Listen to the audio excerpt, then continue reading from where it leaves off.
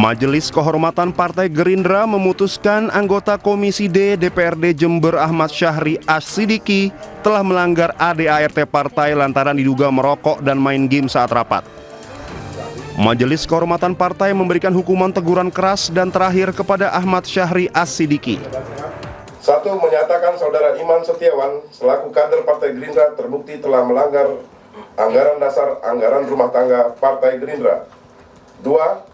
Memberikan hukuman teguran tertulis kepada Saudara Iman Setiawan, anggota fraksi Partai Gerindra DPRD Provinsi Kepulauan Riau atau Kepri. Demikian putusan Majelis Kehormatan Partai Gerindra. Saya taat dengan putusan Mahkamah Konstitusi partai itu. Terima kasih. Kalau saya menyesal, mungkin ada salah, saya mohon maaf. Mungkin itu yang bisa saya sampaikan. Terima kasih. Sebelumnya, aksi anggota Komisi D DPRD Jember Ahmad Syahri As-Sidiki yang bermain game dan diduga merokok saat tengah rapat menuai sorotan publik. Ironisnya, peristiwa terjadi saat Komisi D DPRD Jember sedang membahas isu krusial penanganan stunting bersama Dinas Kesehatan setempat. Ibrahim Arif atau Ibam, mantan konsultan Kemdikbudristek, divonis 4 tahun penjara dan denda 500 juta rupiah dalam kasus pengadaan Chromebook di Kemdikbudristek. Vonis jauh lebih ringan dari tuntutan jaksa penuntut umum, yakni 15 tahun penjara dan denda 1 miliar rupiah.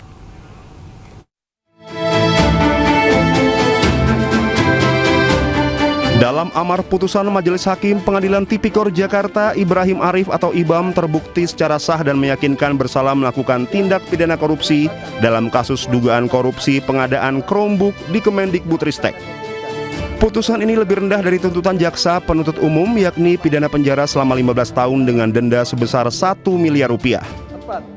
Menjatuhkan pidana kepada terdakwa Ibrahim Arif alias Ibam, oleh karena itu dengan pidana penjara selama 4 tahun dan pidana denda sejumlah 500 juta rupiah yang harus dibayar dalam jangka waktu 1 bulan dan dapat diperpanjang untuk paling lama 1 bulan sejak putusan berkekuatan hukum tetap. Menanggapi putusan hakim, kuasa hukum Ibrahim Arif menyebut masih berpikir menentukan langkah hukum selanjutnya. Bahwa terdapat fakta hukum yang menunjukkan adanya benang merah investasi Google Asia Pasifik.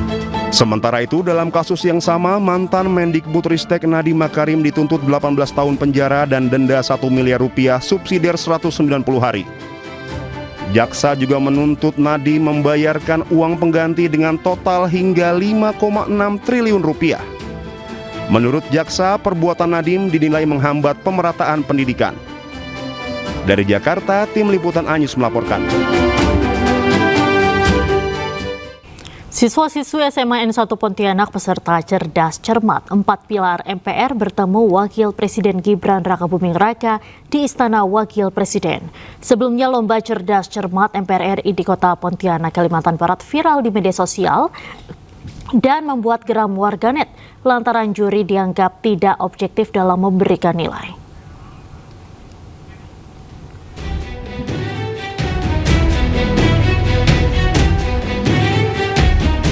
10 peserta lomba cerdas cermat 4 pilar MPR dari SMA Negeri 1 Pontianak diundang ke Istana Wakil Presiden. Para siswa menyampaikan rasa terima kasih kepada Wakil Presiden Gibran Rakabuming Raka atas kesempatan bertemu di Jakarta. Wakil Presiden Gibran memberikan motivasi untuk terus belajar dan berprestasi serta mengembangkan kemampuan berbicara di depan umum. Pastinya perasaan saya dan tim saya sangat senang karena diundang oleh Wakil Presiden Indonesia. Ini menjadi suatu harapan dan semangat bagi kami untuk terus melangkah maju dan berkembang. Di dalam tadi bahas apa aja, Cak? Bisa ceritain nggak? Baik, tadi di dalam kami diberi motivasi sama Pak Wapres untuk terus belajar dan berprestasi. DPR dalam memilih anggota BPK diwajibkan untuk memperhatikan pertimbangan dari lembaga. Sebelumnya, lomba cerdas cermat MPR RI di Kota Pontianak, Kalimantan Barat viral di media sosial dan membuat geram warganet. Pasalnya, juri yang bertugas di acara tersebut memberikan nilai tidak objektif. Kontroversi dimulai saat juri menganulir jawaban grup C dari SMA N1 Pontianak terkait pemilihan anggota BPK oleh DPR. Pemandu acara kemudian melempar ke grup B dari SMA N1 Sambas untuk menjawab. Ironinya, jawaban grup B sama persis dengan jawaban grup C. Namun juri menilai jawaban grup B benar dan mendapat nilai 10, sementara nilai grup C dikurangi 5 oleh juri. Merasa janggal, siswi yang merupakan anggota grup C protes. Alih-alih protesnya didengar, juri lain malah menyalahkan artikulasi anggota grup C yang kurang jelas. C ya, itu pertimbangan dari DPD-nya tidak ada. Atas kejadian tersebut, MPR RI menyampaikan permohonan maaf atas polemik pelaksanaan lomba cerdas cermat 4 pilar tingkat Kalimantan Barat. Dewan juri dan MC yang terlibat pun akhirnya dinonaktifkan. MPR RI juga akan menggelar ulang final lomba cerdas cermat antar SMA di Kalimantan Barat. Kendati demikian, SMA N1 Pontianak menegaskan tidak akan ikut serta dalam lomba yang akan diulangi lantaran menghormati hasil lomba sebelumnya.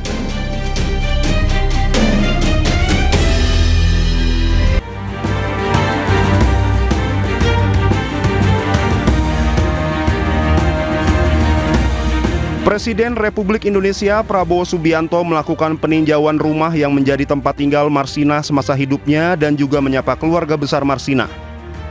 Setelahnya, Presiden Prabowo melakukan peninjauan kompleks Museum Ibu Marsina dan rumah singgah yang dibangun di atas lahan seluas 938 meter persegi. Kompleks tersebut terdiri atas 2 bangunan utama, yakni Museum Memorial dan rumah singgah yang diharapkan menjadi ruang edukasi sekaligus ruang refleksi bagi masyarakat. Presiden Prabowo melihat langsung berbagai koleksi peninggalan Marsina yang dipamerkan mulai dari baju seragam kerja pabrik, tas, dompet, sepeda ontel, hingga dokumen pribadi seperti ijazah sekolah dasar sampai sekolah menengah atas. Sejumlah piagam penghargaan dari berbagai organisasi buruh juga turut dipamerkan sebagai bagian dari rekam jejak perjuangan Marsina dalam memperjuangkan hak-hak pekerja. Museum Ibu Marsina dibangun sebagai lambang dan tonggak peringatan atas perjuangan seorang perempuan muda yang memperjuangkan hak-hak kaum buruh serta menjadi simbol perjuangan masyarakat lemah yang tidak memiliki kekuasaan dan kekuatan. Saya kira museum ini didirikan sebagai lambang, sebagai simbol, dan sebagai tonggak peringatan untuk memperingati keberanian seorang pejuang muda, seorang pejuang perempuan yang berjuang untuk hak-hak kaum buruh.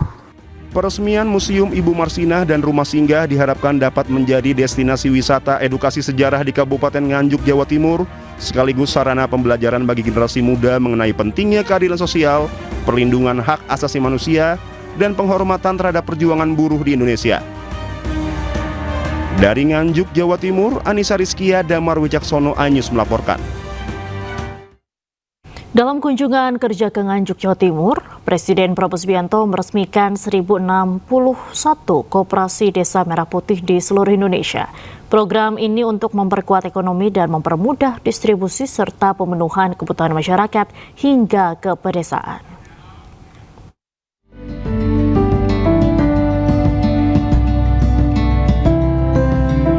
Didampingi sejumlah Menteri Kabinet Merah Putih dan puluhan pejabat daerah, Presiden Prabowo Subianto yang melakukan kunjungan kerja ke Nganjuk, Jawa Timur meresmikan 1061 koperasi Desa Merah Putih yang tersebar di berbagai wilayah di Indonesia.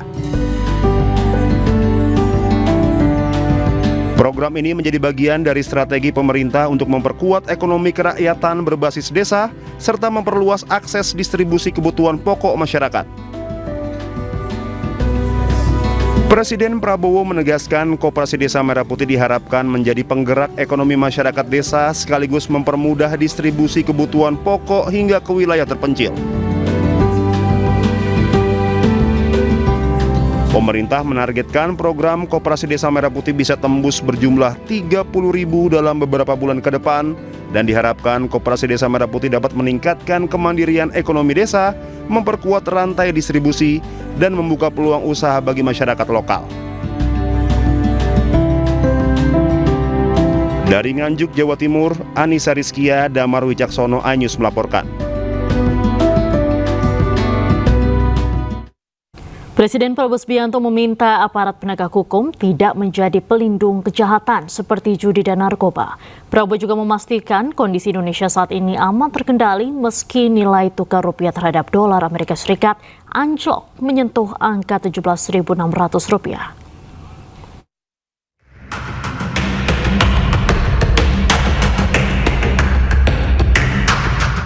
Presiden Prabowo Subianto meminta aparat penegak hukum baik kepolisian dan kejaksaan maupun TNI untuk memperbaiki dan membersihkan internal institusinya.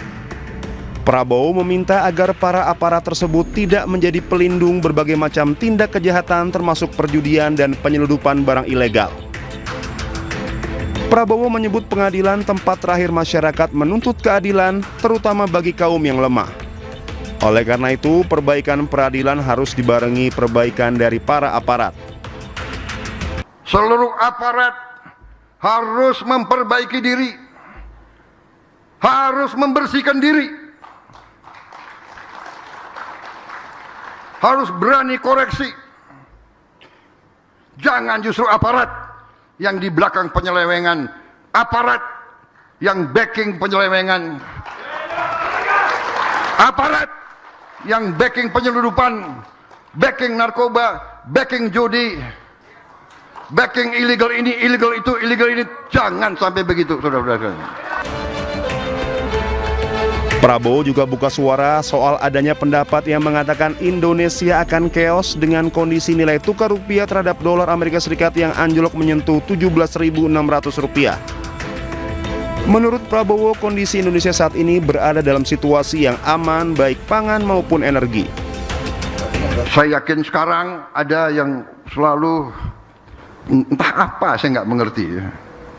Sebentar-sebentar Indonesia akan kolaps, akan chaos, akan apa, ya kan? Rupiah begini, dolar begini, dolar. Orang rakyat di desa nggak pakai dolar kok, ya kan? Pangan aman, energi aman, ya, banyak negara panik, Indonesia masih oke. Dalam pesannya terkait kekayaan negara, Prabowo menyampaikan kepada TNI Polri untuk benar-benar membela rakyat, bukan menindas. Dari Nganjuk, Jawa Timur, Anissa Rizkia, Damar Wicaksono, iNews melaporkan. Presiden Republik Indonesia Prabowo Subianto menghadiri panen raya jagung kuartal kedua. Selain itu, Prabowo juga meresmikan 166 satuan pelayanan pemenuhan gizi dan 10 gudang ketahanan pangan. Panen raya jagung serentak di lahan seluas 650 hektar digelar di Desa Tuwiri Wetan, Merak Tuak, Tuban, Jawa Timur. Ini merupakan salah satu program pemerintah guna menstabilkan ketahanan pangan secara nasional serta meningkatkan kesejahteraan masyarakat. Hal ini menjadi dorongan bagi para petani, terutama petani jagung yang ada di Tuban. Tuban sendiri diketahui merupakan salah satu sentra penghasil jagung terbesar di wilayah Jawa Timur. Selain itu, Presiden Prabowo juga meresmikan dan mengoperasikan 166 satuan pelayanan pemenuhan gizi juga secara terserentak melakukan peletakan batu pertama pembangunan 10 gudang ketahanan pangan di 18 provinsi di Indonesia.